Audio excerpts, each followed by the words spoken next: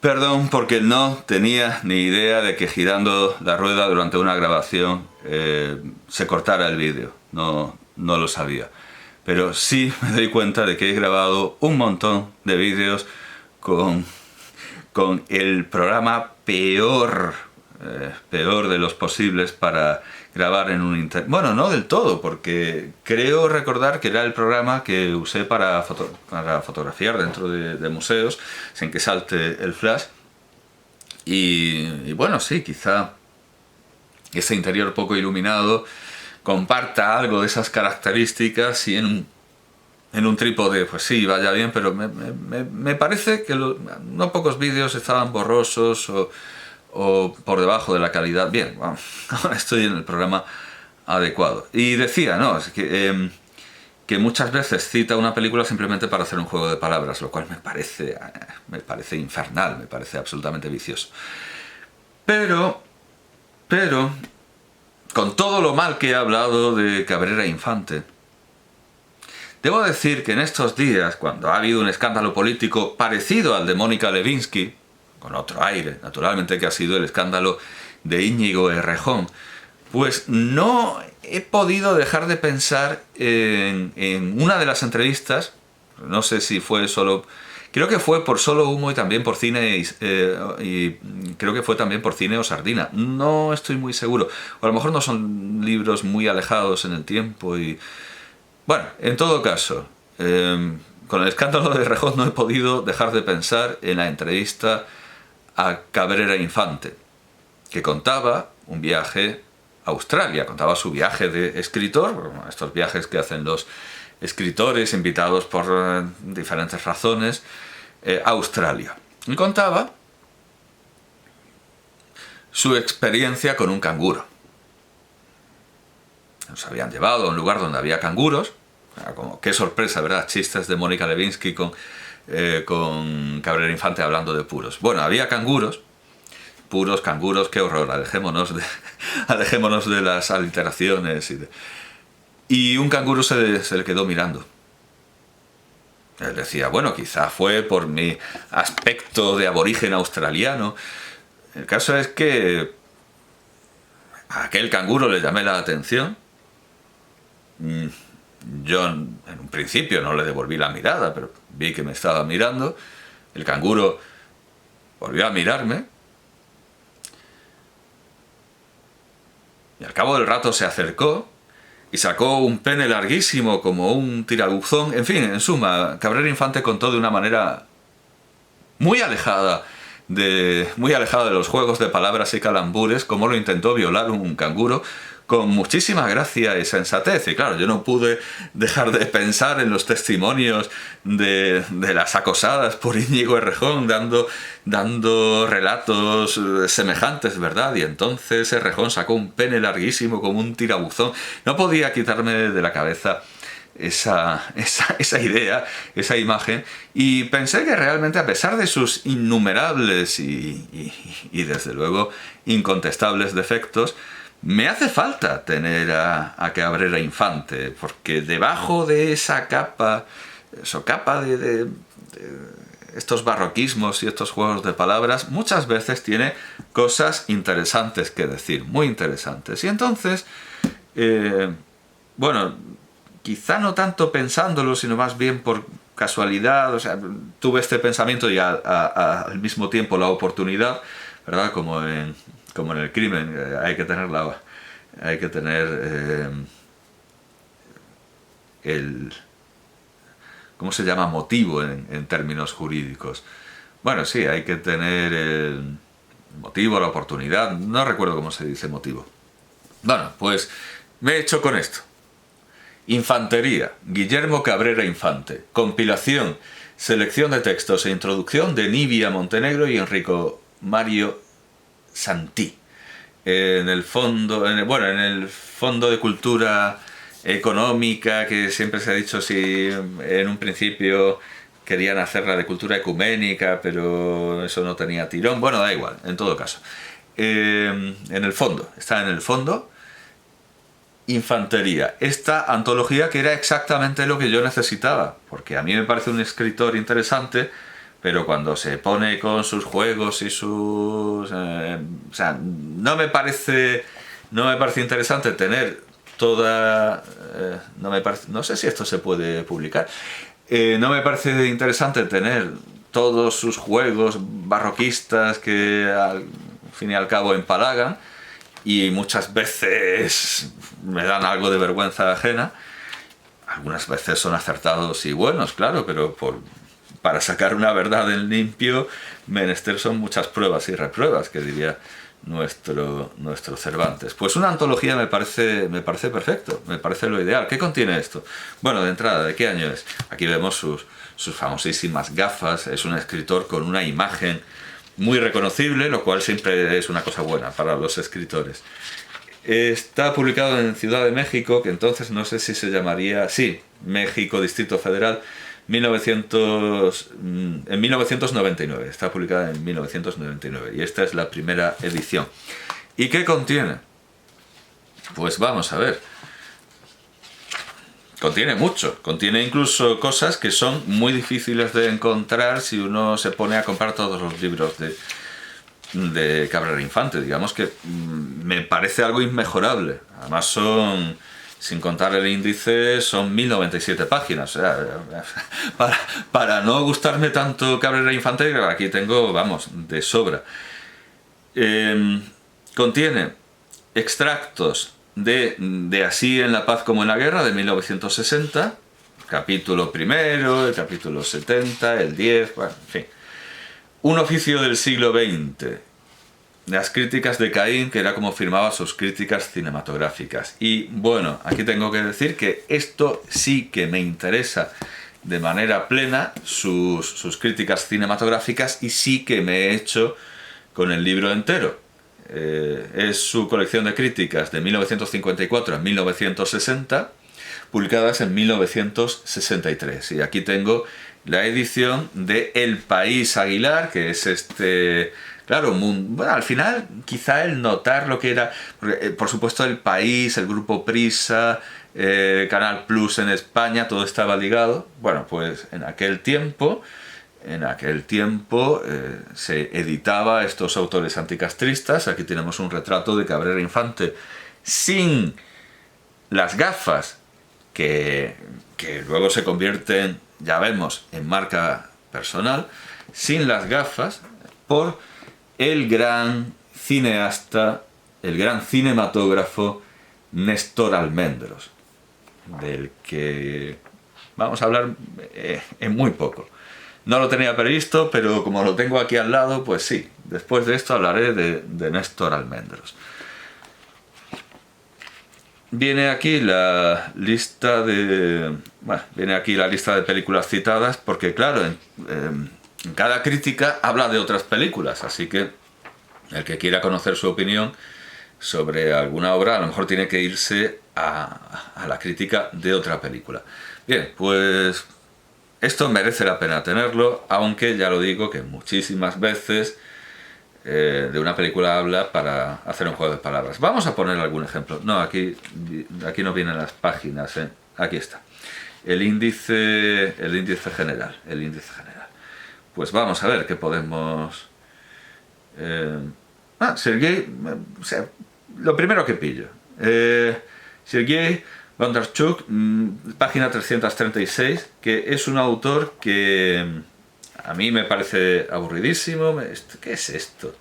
Esta cosa pegajosa, supongo que es un imán para que no roben el libro.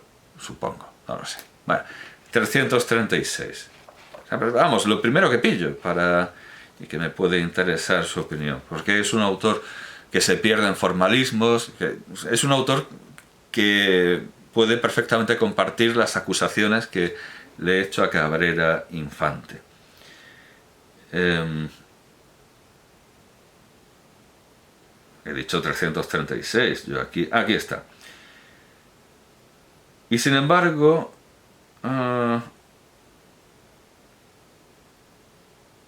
no, esto...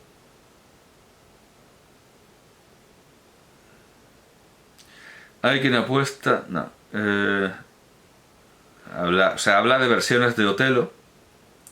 Bueno, y sin embargo ha singularizado al Moro dejando que Sergei Bondarchuk lo encarne con una... pero habla como actor. No, entonces no nos interesa. Vale, pero no lo usa para hacer un juego de palabras. Bueno, Goldoni... Ahora tengo que buscar un ejemplo de Pepino y Violeta, retrato oval. Ricardo III, además le dedica varias páginas. Ricardo III es otro buen ejemplo de mal cine. Ricardo III, porque evidentemente estará hablando de la de Laurence Olivier. Es una película hecha a lucimiento de un tío que grita y que no está en el papel, sino que quiere que todo el mundo diga, mira, es Sir Laurence Olivier, en lugar de decir, mira, es Ricardo III. 369. Vamos a ver la crítica de Ricardo III. Vamos, por ir a cualquier parte. Nunca habrá que... Bueno, no sé si leer el epígrafe... No hay epígrafe, perdón, es la crítica anterior.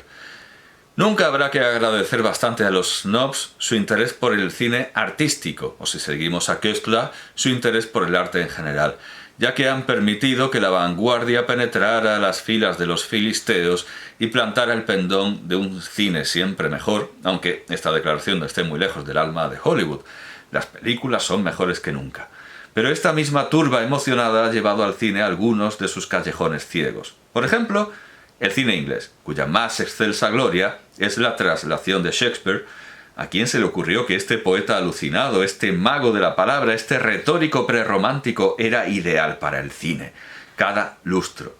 Ahora las huestes... Claro, eso... lo que acabo de leer tiene sentido. Este larguísimo paréntesis, que no es un paréntesis porque está separado por guiones, pero es como una nota que o sea, esto de a quién se le ocurrió que este poeta alucinado, este mago de la palabra, este retórico prerromántico era ideal para el cine, es un inciso muy largo. Bueno, y luego sigue, cada lustro, que Shakespeare vuelva a cada lustro.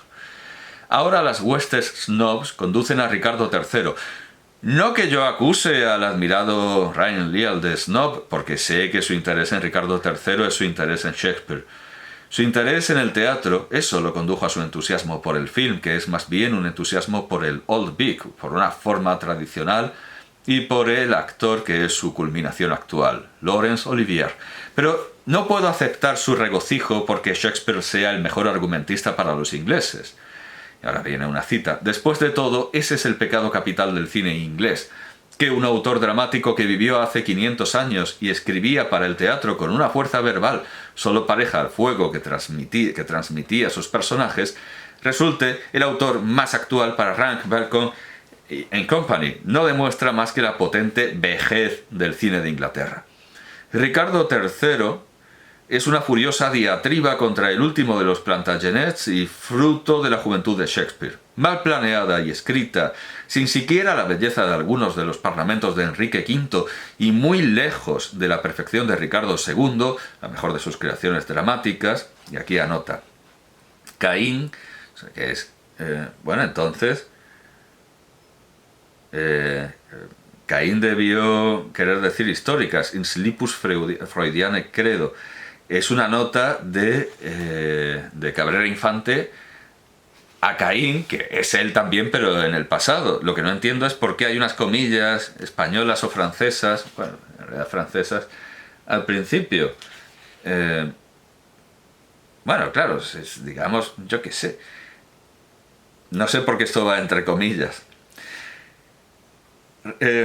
Ricardo III, sin embargo, tiene una fuerza interna que solo encontrará el lector en una tragedia. Julio César. Quizás el hecho se explique por las libertades que se tomó Shakespeare tanto con las crónicas de la Guerra de las Dos Rosas como con las vidas paralelas. Aquí Ricardo es una criatura llena de perfidia, un malvado de pies a cabeza, y si Shakespeare hubiera tenido el pésimo gusto literario de Lombroso, le habría llamado criminal nato. Y ahora si viene una cita verdadera, yo creo que se han colado y unas comillas que no. Deforme, sin terminar, enviado antes de tiempo a este mundo, aspirante apenas a medio hacer y tan cojeante y fuera de medida que los perros me ladran cuando me acerco a ellos. Así, ya que no logro ser probado amante de estos divertidos días hermosos, bien llamados, Estoy determinado a convertirme en villano. Ricardo tiene un éxito galopante en sus villanías y sucesivamente enferma de rumores y disgustos a su hermano el rey Eduardo, envía a prisión y luego asesina a su hermano el duque de Clarence, decapita a Lord Hastings, asesina a sus sobrinos, el príncipe de Gales y el duque de York, se casa con la viuda de Eduardo de Gales, a quien él mismo había asesinado, y ahora viene otra cita, ahora sí, en un acceso de furia. Ricardo asesina a la viuda, captura y decapita a su antiguo compinche y primo, el duque de Buckingham. Bueno, todo esto es ya lo sabemos. En realidad, todo lo que hay aquí es más bien una crítica contra Shakespeare. Entonces, nos saltamos esta parte. Mucho más simple que la elaborada, retórica y falsa Hamlet, menos lírica y sorprendente que la grata Enrique V o Ricardo III entre la visión rápida de la copia que bochornosamente se ha estrenado en Cuba, rayada, llovida y censurada por el maltrato como si se la viera en el último cine de barrio y no en un estreno, es una película lenta y monótona, con su principal recurso cinematográfico en la aproximación groseramente visual de una de las primeras imágenes de la obra. Otra cita. No tengo otro placer para pasar el tiempo que vigilar mi sombra al sol. Ricardo pasa de felonía en felonía por el tránsito del etéreo de su sombra, y las sombras van y vienen, a veces oportunas y acertadas, otras traídas por sus umbríos pelos, pero siempre observadas como recurso del guión. Esta vez, la fragancia de las iluminaciones medievales de Enrique V se ha extraviado en lo que parece ser una imitación de los tableaux de Jean Clouet, un esfuerzo por llegar a la trama de espías y contraespías, intrigas palaciegas y trifulcas familiares, en un momento de la cinta los cruces reales, las anotaciones esquemáticas de Shakespeare y la asunción de Olivier de que todo espectador es un graduado de historia inglesa, hacen parecer a Ricardo padre de sí mismo, a través del realismo. Si es que Shakespeare permite esta acepción. Hay también las sempiternas transmutaciones, los cambios de siempre en el texto, y hasta la interpolación de escenas, acontecimientos y personajes que no aparecen jamás en la pieza isabelina. Y una que otra importante supresión. Pero si lo que Olivier buscaba era simpleza, enfoque directo, le ha ganado por mucho Julio César. Como no buscaba un paralelo poético expresado en imágenes, Macbeth sigue siendo la más cinematográfica de las versiones de Shakespeare en el cine. Cosa curiosa esta en las traslaciones de las piezas de Shakespeare al cine, sea el cine norteamericano con Julio César, de Joseph Leo Mankiewicz, y Macbeth, de Orson Welles, el que ofrezca los mejores ejemplos. Que por cierto, además, nota a Caín, Cabrera Infante no había visto, bueno, yo tampoco porque me la he comprado, pero aún no he podido verla. Se lo dije a mi alumnado, porque yo todos los años les pongo el Macbeth de Orson Welles a mis alumnos de literatura universal, pero este año he descubierto que hay una versión extendida en 2 DVDs, en Art House, y la he comprado, pero todavía no he podido verla. Bueno, pues yo siempre me he fijado en que sí, es quizá la mejor versión shakespeariana, la de Orson Welles, la de Macbeth, porque la de Otelo no tanto, pero y la parte humorística está un poco descuidada. Seguramente en la versión extendida no, seguramente en la versión extendida la parte humorística reciba el cuidado que merece. Pero vamos, que sí, que estoy muy de acuerdo con Caín, con Cabrera Infante. No que haya en Ricardo III algunas muestras de dirección inteligente y un despliegue de equivalencias exactas. Por ejemplo, la escena en que Hastings descubre que va a ser sacrificado por el ansia de poder de Ricardo, de quien acaba de recibir muestras palpables de simpatía, está contada con un certero ojo para las grandes intrigas y las pequeñas cobardías reales, y esta vez la alteración del texto es bienvenida. Aquí ya no. Cuando Lord Stanley comunica a Richmond sus planes de traicionar a Ricardo al día siguiente en el campo de batalla, la escena permite un intercambio de afecto directo entre el hijastro y el viejo soldado al hacer que Stanley visite a Richmond antes del atardecer, cuando en la obra el mensaje era lógicamente llevado por un mensajero. Hacer que Ricardo se descuelgue por la soga de una campana luego que ha rechazado la exaltación popular, primero, y aceptado con falsa renuencia a la corona, muestra en términos visuales el abyecto histrionismo del demagogo, la servidumbre del clero y la cobardía de los señores feudales en una misma imagen. Bueno, Bien, concedámoslo. Pero el mayor mérito del film es su despliegue de actores. Aquí están todas las autoridades en Shakespeare como Shakespeare las quería sobre la escena. Verlas juntas es un privilegio que hay que agradecer a Laurence Olivier y Arthur Rank. No importa que algunos, bueno, ya veremos si importa o no, no importa que algunos, como John Gielgud, inclinen falsamente su personaje a la beatería. Hombre, no es con el que yo más me metería. No importa que otros, como Claire Bloom, tengan que luchar contra las partes mal escritas. No importa que algún otro, Sir Ralph Richardson, convierta a un duque en un patán rayano en el morón, cuando en el original se trataba de un hábil maquinador. No importa. Todos se olvidan cuando Sir Laurence Olivier está en escena. Y Sir Laurence está en escena todo el tiempo, porque Ricardo es el centro del universo de infamias que es la pieza. Desde que pronuncia su "Now is the winter of our discontent". Bueno, no me acuerdo, o sea, casi sería mejor poner una cita audiovisual real de cómo lo pronuncia. Now is the winter. Bueno, no me acuerdo. Lo he visto y ya lo digo, no llevo mal, quiero decir, no.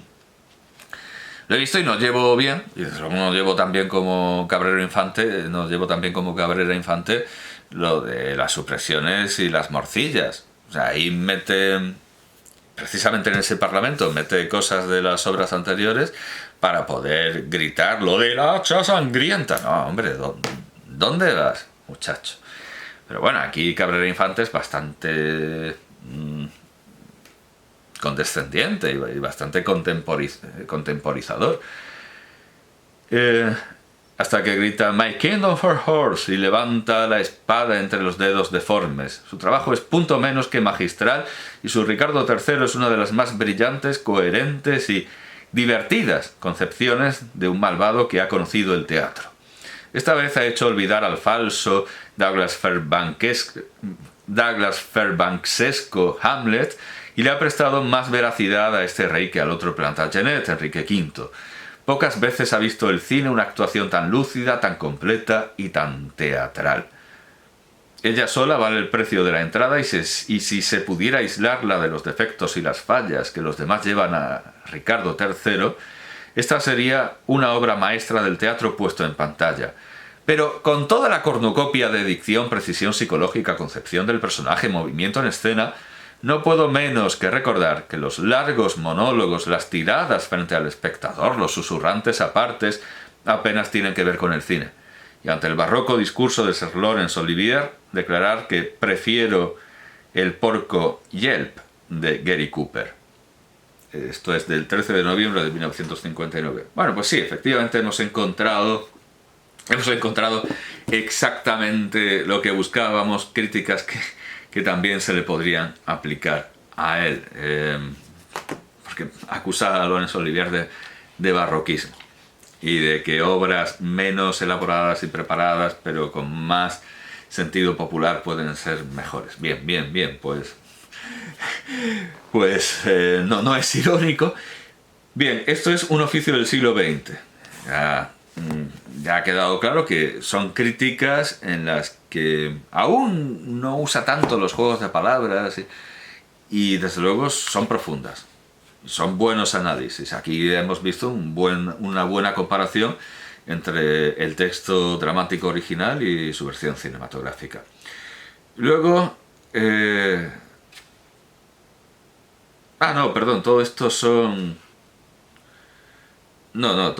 son extractos, pues es casi todo el libro, pero bueno, dice de un oficio del siglo XX, o sea, y aunque aparece reproducido casi en su integridad, pues es mejor tener desde luego es mejor tener el libro, tal cual, vale la pena. Madre mía, pues todo esto sí, es mucho. Y está, por cierto, la crítica de Ricardo III, que podría haber leído aquí.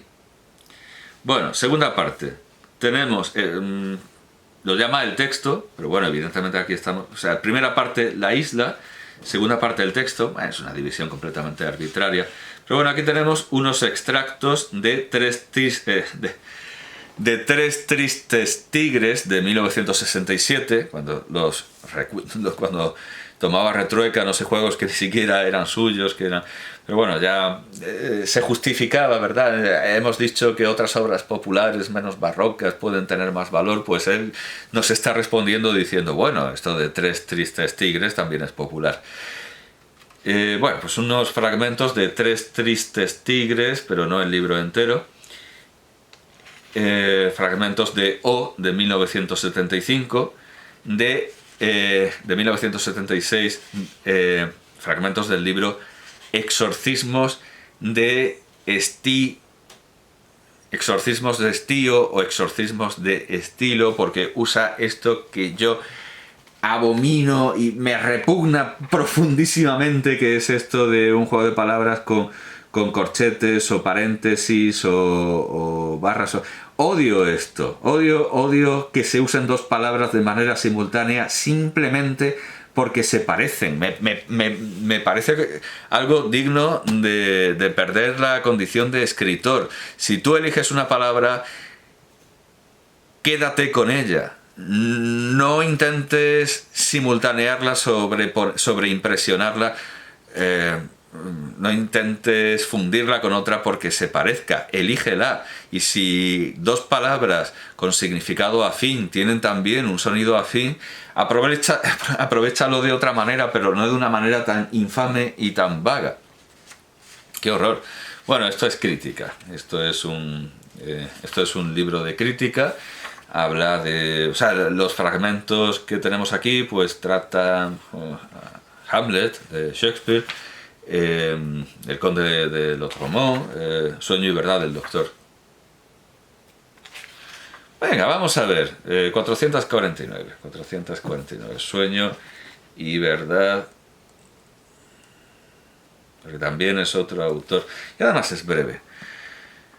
Bueno, más que crítica es... Sueño y verdad del doctor Ducasse. Anoche soñé que al entrar... Todo esto se da como una obra literaria de Ducasse. Anoche soñé que al entrar al quirófano veía, sorprendido, sobre la mesa de operaciones una máquina de coser y un paraguas. Esta mañana entré en la sala de operaciones y sobre la mesa estaban efectivamente el paraguas y la máquina de coser del sueño. No me asombré esta vez porque supe que la máquina de coser era de la enfermera jefe que la dejó allí un momento de pasada entre el cuarto de vestir y los talleres, que se ocupan de repasar nuestras batas, botas de tela, gorros y de remendar los fondillos, quien además me pidió permiso para hacerlo el día anterior por la tarde. El paraguas pertenecía a Andrés Bretón de los Herreros, anestesista de profesión y hombre distraído hasta el absurdo y el asesinato. Además, la sorpresa la había agotado ya el sueño. Anotado en Montevideo el 15 de julio de 1879, Rex, el doctor Isidore Ducasse, médico cirujano, Avenida del General Mitre, número 5. Bueno, pues lamentable.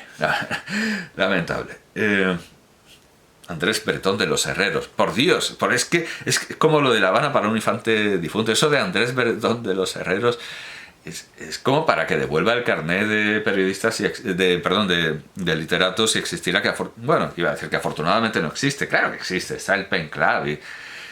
¿cómo no va a existir? Claro que se puede ser escritor oficial. Bueno, pero qué horror.